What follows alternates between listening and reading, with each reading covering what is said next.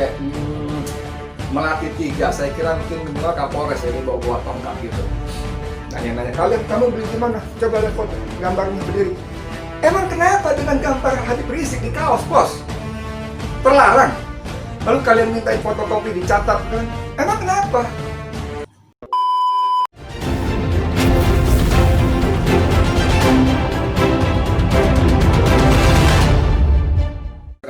Dengan saya Edi Mulyadi.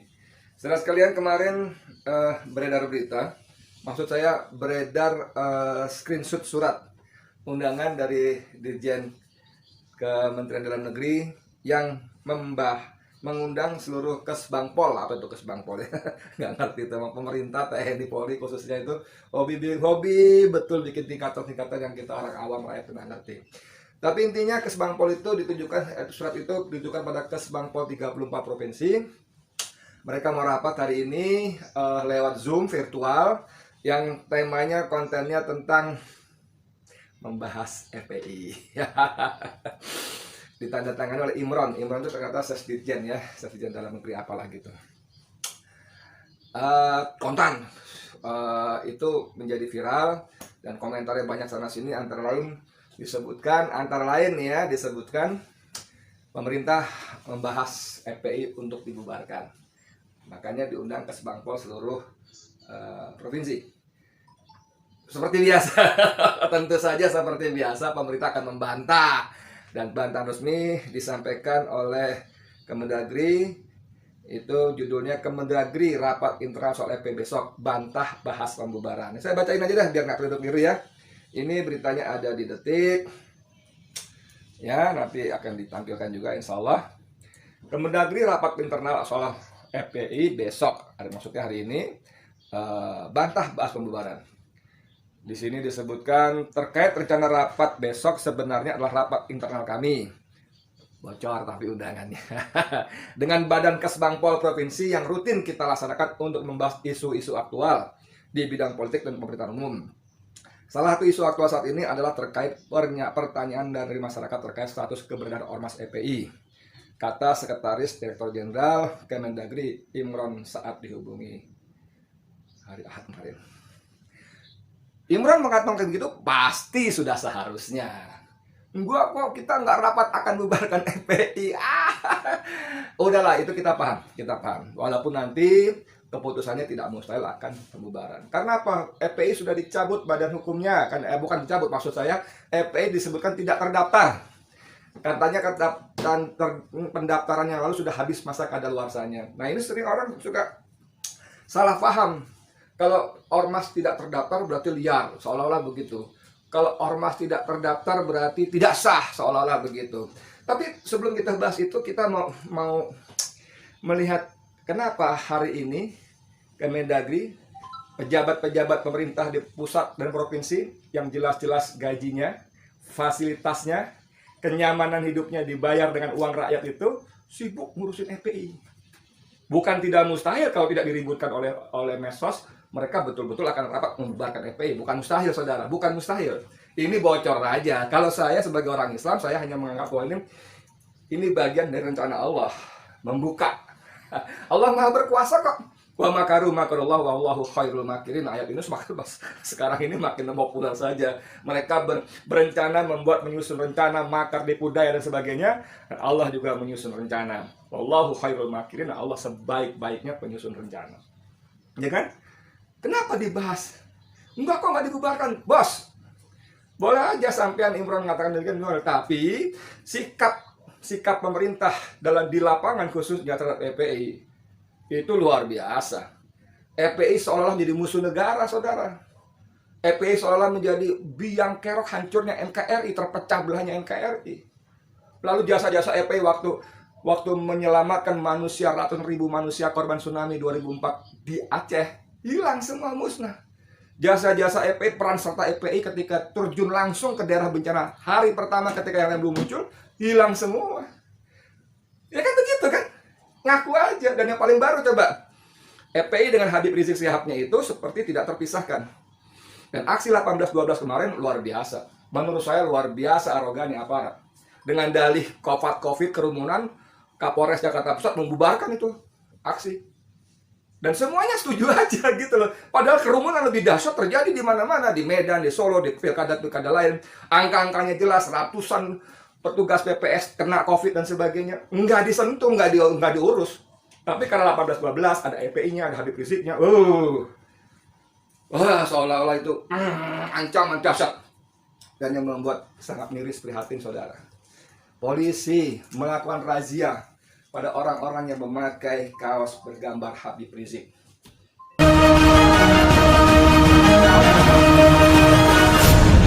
Jawab. Hah? Apa? Beli di mana? Hah? Kamu umur berapa lagi? Iya.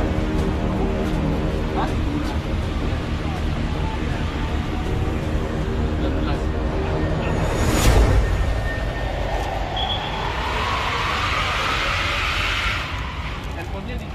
19.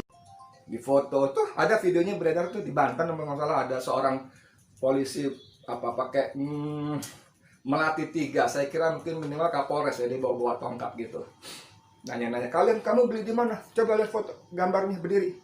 Emang kenapa dengan gambar Habib Rizik di kaos, bos? Terlarang. Lalu kalian mintain fotokopi dicatat kan?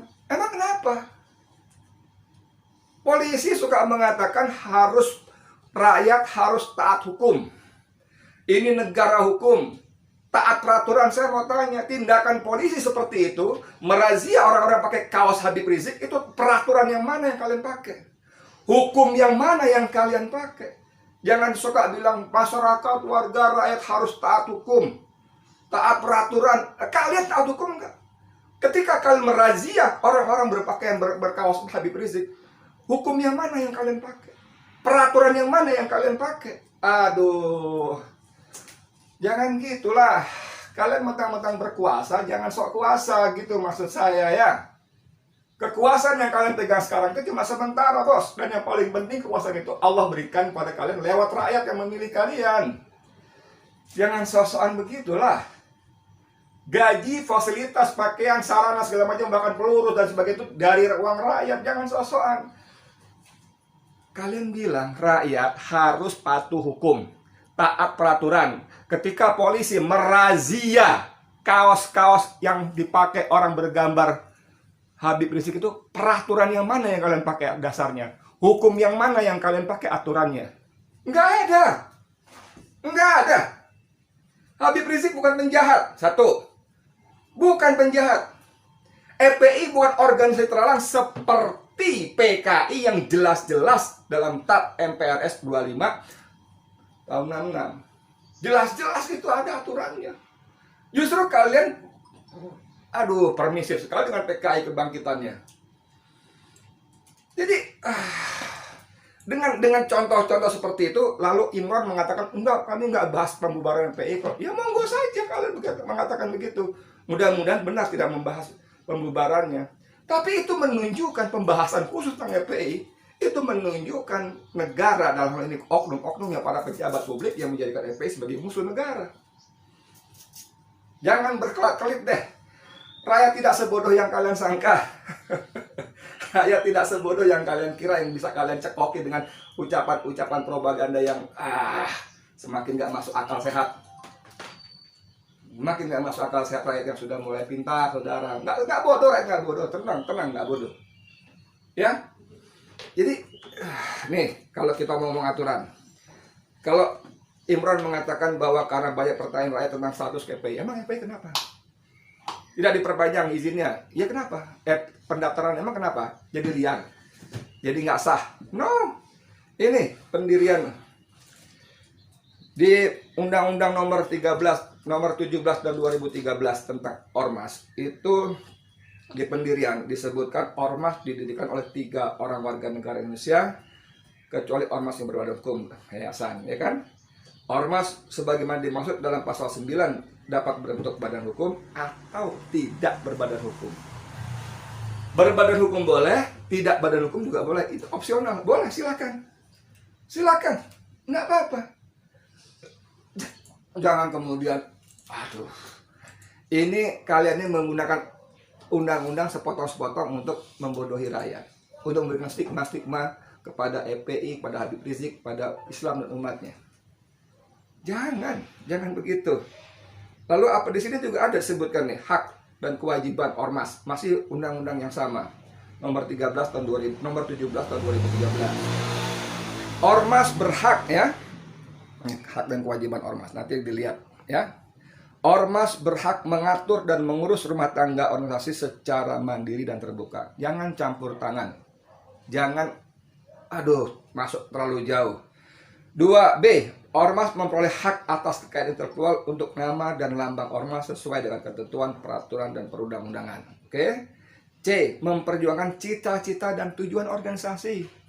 Jadi kalau FPI atau apapun ormas dia punya kegiatan untuk memperjuangkan, mewujudkan cita-citanya, boleh. Sepanjang memang cita-cita itu tidak bertentangan dengan Pancasila.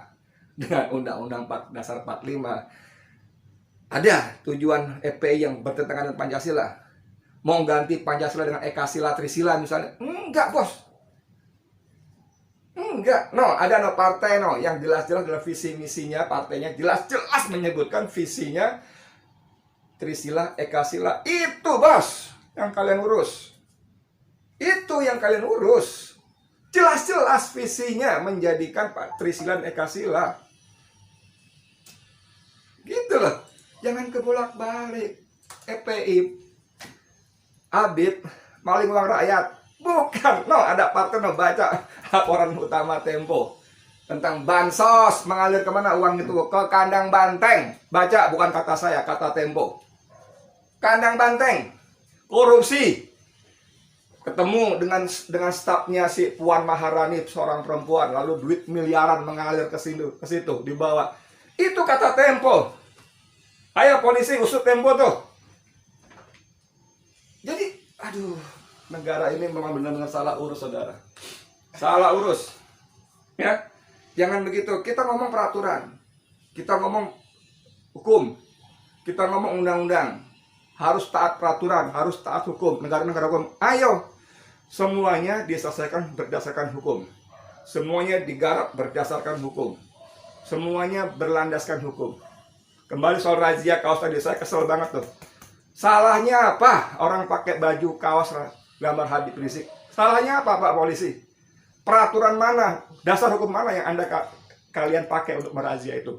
Kalian catat nomor handphonenya, KTP-nya, kalian buka-buka isi handphonenya. Itu melanggar HAM. Melanggar mengayomi, melayani, melindungi. Mana? Jangan begitu, lihat itu. Ini berita ini. Imran menyebut Kemendagri ingin menyampaikan kepada Kesbangpol Provinsi bahwa hingga kini FPI tidak terdaftar sebagai ormas badan hukum di kementerian. Lalu kenapa kalau nggak terdaftar?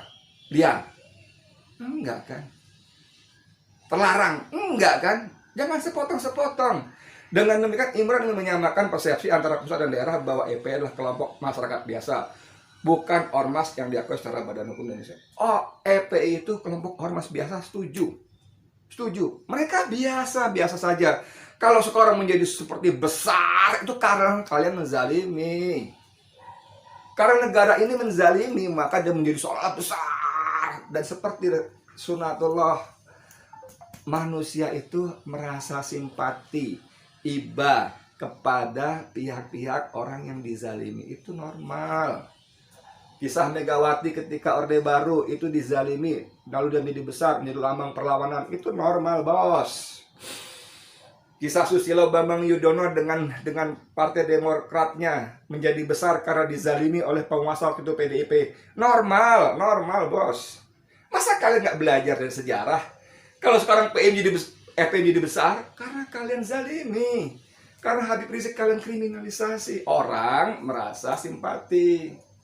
Masa gitu aja nggak ngerti? Kan pinter-pinter kalian, doktor, banyak profesor juga.